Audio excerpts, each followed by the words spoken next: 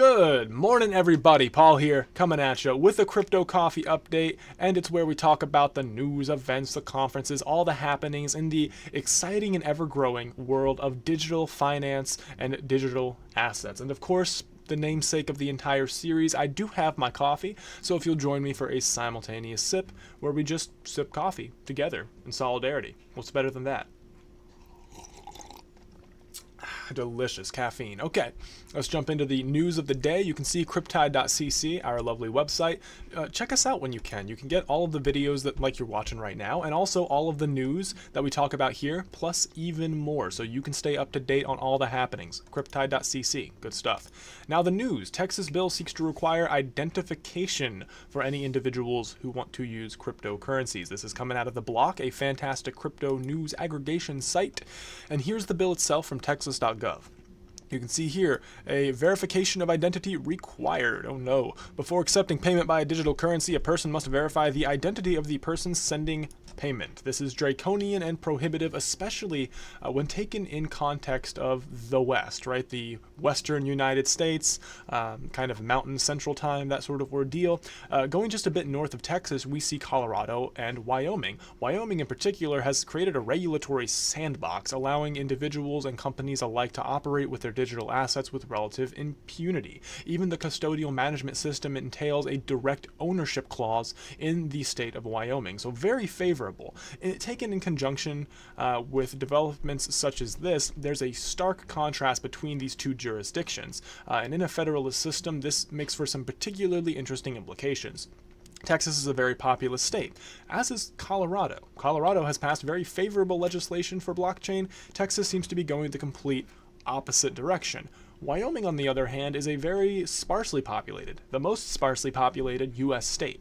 What this means is they're perhaps maybe attempting to attract a level of investment from these financial technology companies and gain a disproportionate benefit for their local population. So it's very interesting to see, again, in a federalist system, how various state municipalities enact legislation, sometimes completely opposite forms of legislation, and how the federal government squares that circle. A lot of the times this is said to be kind of the laboratories of democracy in which state governments practice and implement what they see as the best result or the best legislation for their jurisdiction, and the federal government blends these solutions together to kind of get the best of all worlds.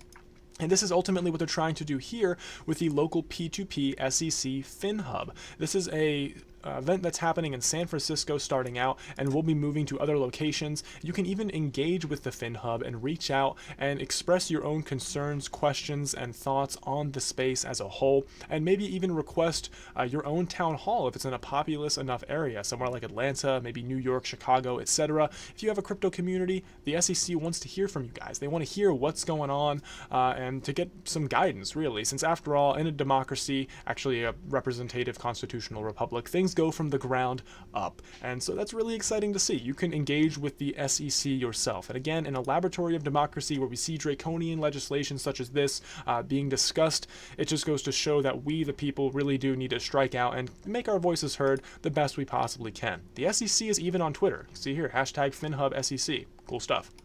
Now, also, the SEC Commissioner Hester Pierce, wonderful woman, she has said that the crypto space is largely self-regulating if it is allowed to be so. Here's a quote.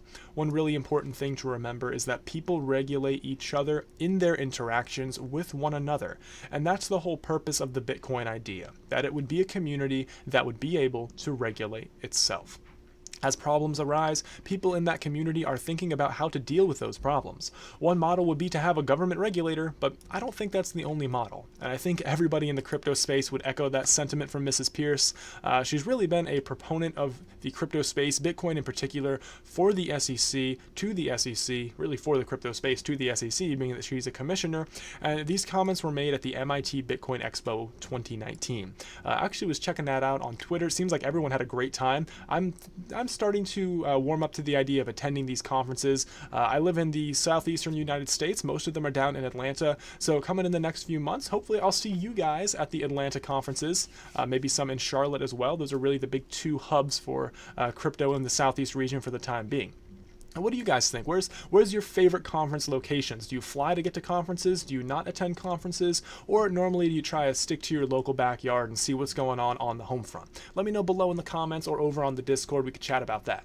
But getting back to the meat of the matter, Hester Pierce definitely wants to hear from you guys. As said, you have the FinTech Hub you can engage with, and the SEC really needs this guidance to ascertain the best way forward in terms of federal level crypto regulation.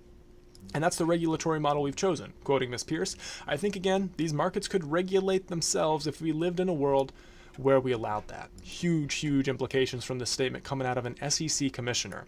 Now, how about the SEC chief in staff for the SEC? I guess that might be the technical term. This is Mr. Jay Clayton. He has confirmed that the analysis of Ethereum that confirms it's not a security is indeed legit. So that's pretty interesting. Here's a quote.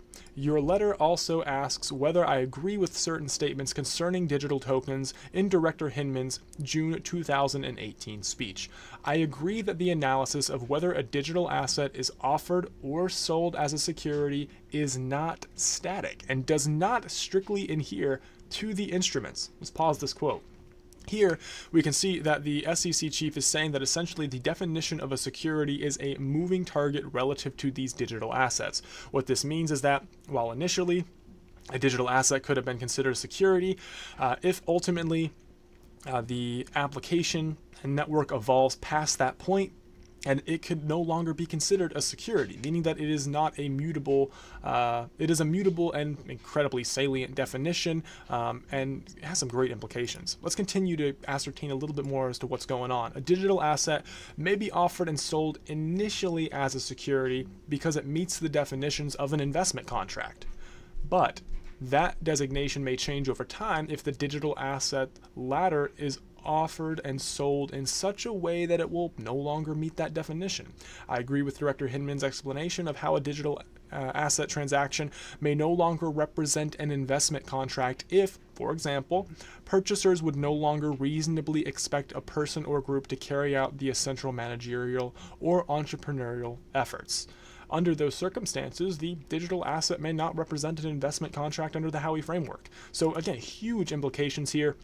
Essentially saying that the definition of a security, while static, means that the asset itself, while the asset is changing and growing, the ecosystem is evolving, perhaps to a point where you no longer have a reasonable expectation for the individuals who set forth the project to begin with to have managerial or entrepreneurial efforts. Well, that means that now the underlying asset in question no longer is classified as a security. So that's extremely exciting. It means that a lot of the gray area here is beginning to kind of situate itself in the black or white in terms of whether or not these assets are securities.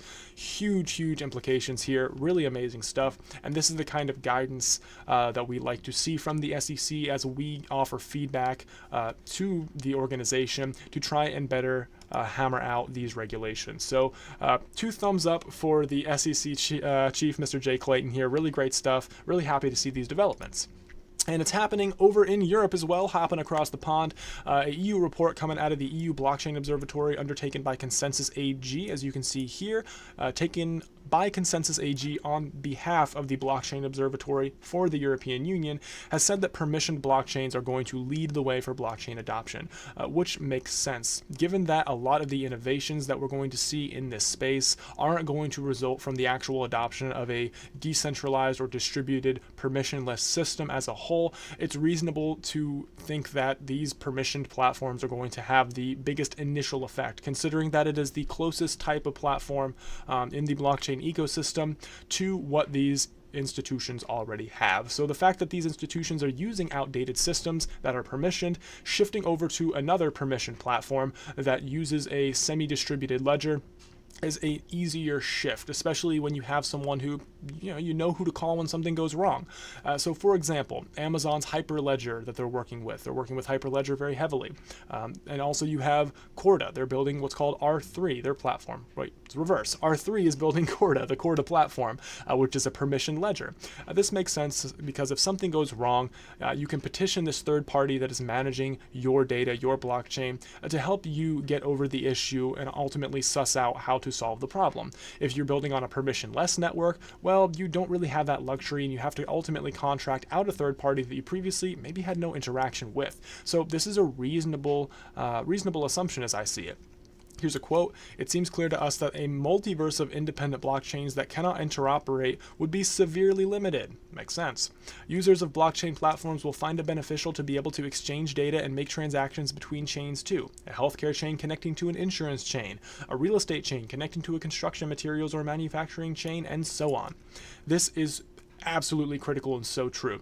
We're seeing these kind of buildings of ecosystems kind of cropping up, and they're competing without a level of interoperability for data, meaning if one group builds on the Ardor network and another group builds on the Tron network, there's not a level of interoperability between those two, ultimately resulting in a lost opportunity and lost communication between these data sets. This is a difficult problem to solve, and there are projects out there that are working on it. However, again, in a permissioned ecosystem, this problem is not present, ultimately because the third party is managing the communications and interoperability between these various chains, as said. So again, it's reasonable that these permission chains are going to see the initial build out as we begin to modernize database management systems in the form of blockchain and other kind of database management systems. That was kind of redundant. Essentially, these permission chains are going to lead the way. And we can see that in Germany as well, the European Union's largest economy. They're developing a new government-run electronic register system to regulate blockchain, essentially making it more simple to track who's doing what and where in the economy. And it's not too surprising to see that Joseph Lubin, again, Consensus, this is the group that undertook the research for the EU Blockchain Observatory. He is recently said back in 2018 that Berlin is the most important city in blockchain, which is a huge, huge accolade to give to the German capital, and goes to show that work is being done. Now, the fact that they are implementing a registry for this kind of thing runs concurrent with the idea that there's going to be levels of permission that are present in these initial ecosystems, and that is something I personally think is completely natural. But what do you guys think? Do you think that these permission systems, while beneficial for institutions and enterprise clients alike, do you think that perhaps they are a bit too prohibitive and maybe are missing the forest for the trees in overall applications of distributed ledger technology? Or do you think perhaps that there is a midway point that can be reasonably reached between fully distributed systems that are permissionless and more permissioned existing databases that we see today? Is there some middle ground that could be taken? We shall see. Ultimately, this is just one man's opinion. Let me know what you think. One thing's for sure is that these problems that rise from not clarifying what's going on in terms of blockchain can be very real, as we saw with Malta. Malta, all these companies came to Blockchain Island looking to open up shop there, and ultimately the financial risks associated with the projects resulted in many of them not being able to access financing tools. So what that means is they're essentially left on this island with no ability to access a bank. Luckily, Malta Financial Services Authority, or MFSA, is working on it. Their CEO said being strongly aware of the money laundering and financing of terrorism risks associated with entities operating in the space, the decision has been taken to engage the services of CipherTrace in order to reduce fraud and detect transactions with illegal sources of funding. CipherTrace is a blockchain analytics and forensics team. Essentially, they work to track down what's going on and where on the blockchain, whichever blockchain in question, I'd assume. So interestingly enough, this is in kind of close temporal proximity to the hacking team issue, where Coinbase acquired Neutrino, which was composed of the hacking team, individuals who had very unscrupulous backgrounds. So one can only hope that Malta did their due diligence and assured that this team is indeed legit and above board and doesn't have any shady background. Not saying that's the case, not trying to insinuate that at all, just saying that it's interestingly positioned in terms of timing, not that they have any connection whatsoever, but the fact that this is on everybody's mind now, that the individuals who have the capacity to do this may or may not be related to other kinds of surveillance technology, is now very much at the forefront. And having very much above board white hat individuals working towards breaking down blockchain analytics is critical, especially as the SEC and other European entities, their equivalents, are seeking out analytic frameworks. We want this kind of thing to be used for good, not nefarious purposes. And let's go ahead and move away from the governmental side of things. We talked a lot about federalism and how that works in terms of crypto regulation. We talked a lot about Europe and how they're looking to clarify their regulations as well, expressly through permissioned ledgers, it seems. Malta fixing their stuff up. Well, let's move over to the technical side of things. Samsung has unveiled their crypto phone, as it's being called. Galaxy S10 has a blockchain-capable component within it. Here's a screenshot we got from Crypto Coindesk. Yep, is it Coindesk? We're at? Yep, Coindesk Korea. I want to give credit where credit's due there. Here's a screenshot that shows exactly what's going on the phone itself. Looks pretty sleek, looks pretty nice. Pre-orders started on March 8th. No word yet on exactly when it's going to be launched per se. Information might be floating out there now, but I'm not I guess you can call them a phony isn't the right word. That actually means something bad in English, means fake. So I guess a phone head, someone who's a phone enthusiast. I'm not a phone enthusiast, so I don't know the exact date of when it's coming out. But yeah, suffice to say that people are excited about it, and you'll be able to pay using your Samsung Galaxy S10 using a native wallet. So cool stuff. We'll keep you up to date as we get more information from the phone enthusiasts out there. World's biggest blockchain-focused ETF is launching on the London Stock Exchange. Awesome stuff. Last episode, we talked about how the SIX stock exchange in Switzerland is actually launching on the Corda network from R3, so big props to them. Well, even more blockchain exposure in the continent of Europe, or maybe not the continent of Europe, depending on how you feel about Brexit. I don't know. Your politics, not mine, guys. But suffice to say, blockchain-focused ETF. The blockchain ETF terminology, I think, is important, since these guys are gaining exposure not to explicitly crypto assets or digital assets, but 48 different companies, as you can see here, 48 companies. Of a wide, diverse background. So we're talking AMD, which for a while, and it still is actually, manufacturing ASICs. We also have Taiwan Semiconductor Manufacturing, which took a step back from manufacturing ASICs for a while due to profitability issues. Also Apple and Intel. So these are companies that work with hardware and, of course, some software, but aren't expressly related to blockchain. When I think of these companies, I don't think, oh, they're blockchain companies, like R3 or Consensus, for instance. Rather, these are gaining exposure, or this ETF, rather, is gaining exposure to a litany of various projects that themselves have a hand in some type of blockchain technology. So this diversity is really encouraging to see, something we'd expect from a hedge fund manager. This individual, Alan Howard, he's the founder of Brevin Howard. He, in turn, switched up, created Elwood Asset Management, which, in turn, created this proprietary scoring system for the ETF. So a lot of nice diverse exposure going on in this fund, and we'll keep an eye on it, see if anything interesting happens with it moving forward. But for now, that's what we got with the ETF. Now, you're browsing the internet with me right now. I'm using Opera, but that's okay, because you could also use Brave. I played around with Brave a few months ago, didn't meet all my needs for browsing, so I switched over to Opera again. But like I said, it's been a few months, and now you can earn up to 70% of your advertising rewards with basic attention token. What does this mean? Well, as said, Brave is a browser. You can browse the internet with it. And they are fantastic in the fact that they block the lion's share of ads that you are plagued with as a user, whether that be from YouTube, Vimeo, Reddit, anywhere you go, you're going to have tons of ads in your feed, and Brave does a great job stopping that. Now, what they'll do is, if the advertiser wants to hop on the Brave whitelist and you say, yeah, cool with me, I'll watch some of your ads, you in turn are incentivized to do so. So you can earn tokens from watching ads. Really, really cool stuff there.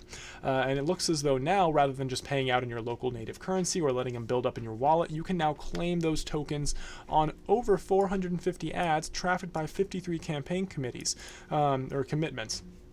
And what this means is this is kind of a win-win for both individual users and advertisers. Not only do we get to see the ads we want to see, not only do we get to minimize the ads we see, but the advertisers now have a clear barometer as to who's watching what and where, what demographic is interested.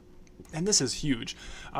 Just last year, I did a ICO review for Viewly, and I talked about how one company cut $1 billion worth of advertising revenue and their sales went up. So $1 billion saved in revenue in terms of advertising, and sales go up. That's insane. That is completely the obverse of what you would expect, and just goes to show that we are reaching the point of diminishing return in advertising very heavily, and advertisers want to see tangible empirical evidence that these advertisements are having a return on investment. And here's a great example. I was going to save this just as a fun little thing at the end, but let's take a look at it now. This is a Russian click farm.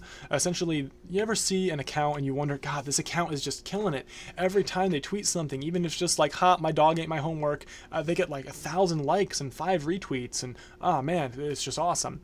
A lot of the times, this may be what's happening. Not going to say the majority of the time this is what's happening, because probably not the majority, but suffice to say, this is happening. This is definitely something that is very real.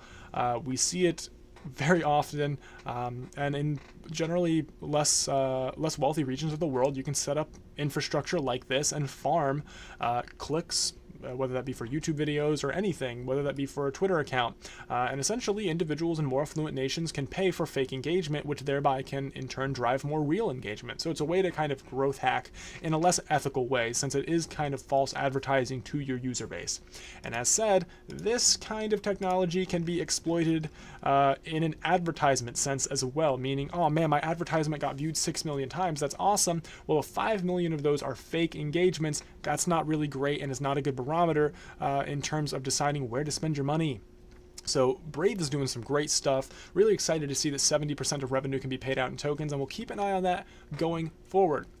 Now, in terms of payouts, right? You want to pay with these tokens, or rather you get paid with these tokens. Now I want to spend them somewhere else.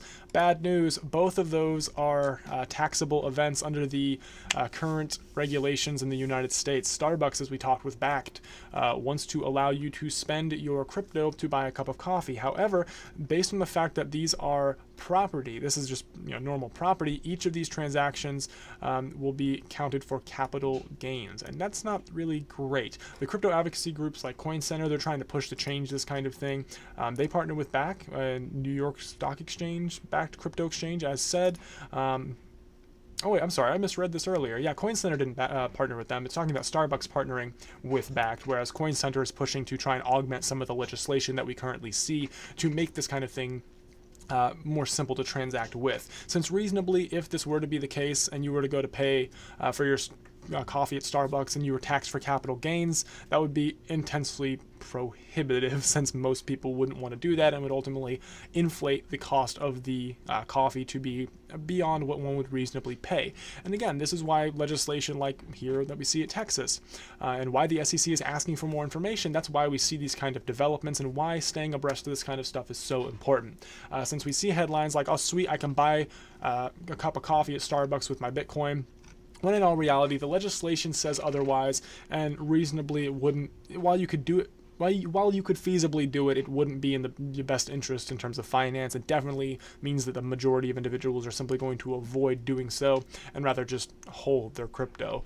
So it's exciting to see that the SEC is open to this kind of stuff, and hopefully in the future we can see more favorable legislation begin to get passed, and some of the draconian legislation like we discussed begin to kind of move the way of the dinosaur and get out of here, since in all reality we don't require an ID for cash, so why would we require it for crypto intrinsically? Maybe for larger transactions. But yeah, suffice to say, interesting stuff. Where am I? Oh, there we go. Yep, back to Starbucks. So yeah, with all that in mind, fantastic stuff happening. The world is moving on very, very quickly. Technology is just gallivanting forward at breakneck speed. There's always something new going on. And I appreciate you guys, for one, keeping me sane in all of this. You help me stay on top of this so that I can share it with you all. And in turn, we go further together. I love the old quote, if you want to go fast, go alone. If you want to go far, go together. And that's what I feel like we do here. So let me know what you think of this kind of content below in the comments or over on the Discord. Of course, links below in the description. You gotta cite your sources. There's all kinds of fake news here in the crypto space. I know we talk about it a lot in the real world. Not that this isn't the real world, but the more physical, tangible world. Fake news, it's a problem. Let me tell you, fake news on steroids out here. So let me know what you think of this below. Much love, guys. My name is Paul. We are Cryptide, and remember, the tide is rising, as is hopefully the amount of favorable legislation. Looking at you, Texas.